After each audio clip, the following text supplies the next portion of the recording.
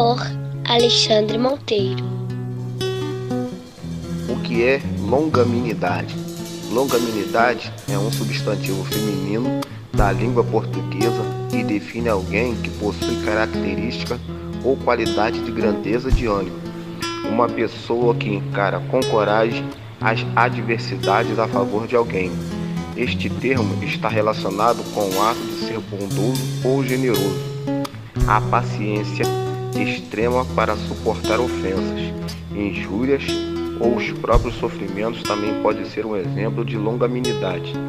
O significado livre da palavra de origem hebraica é vagaroso em irar-se, ou seja, alguém que demora para entrar em estado de ira, raiva ou rancor. A longanimidade é uma característica muito defendida na doutrina cristã, através da Bíblia, estando presente em diversos versículos e texto bíblico. A longanimidade é uma virtude de quem é bondoso e generoso, de quem acredita em ter fé em Deus para ajudar a solucionar os problemas.